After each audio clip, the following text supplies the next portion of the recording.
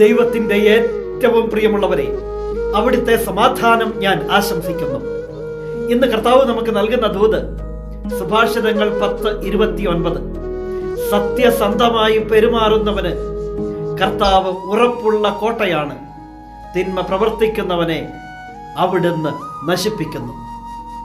നീ സത്യസന്ധമായി പെരുമാറുമ്പോൾ ഒരുപക്ഷെ മനുഷ്യർ നിന്നെ പുച്ഛിച്ചേക്കാം, അവഗണിച്ചേക്കാം, കളിയാക്കിയേക്കാം, മാറ്റി നിർത്തിയേക്കാം. എന്നാൽ നിന്റെ സത്യസന്ധത ദൈവസന്നിധിയിൽ ഉണ്ട്. ദൈവം അത് കാണും, അതിന് വിലയിടും.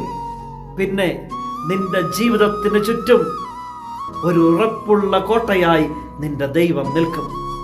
സത്യസന്ധമായി പെരുമാറുന്നവന് കർത്താവ് ഉറപ്പുള്ള കോട്ടയാണ്. പിന്നെ നിന്റെ ജീവിതത്തെ ആരും തൊടാതിരിക്കാൻ കർത്താവ് നോക്കിക്കൊള്ളും. എങ്കിൽ സത്യസന്ധമായി പെരുമാറാം, സത്യസന്ധതയോടെ ജീവിക്കാം. ബാക്കി ദൈവം നോക്കിക്കൊള്ളും. നിന്റെ ദൈവം നിന്നെ സമൃദ്ധിയായി അനുഗ്രഹിക്കട്ടെ.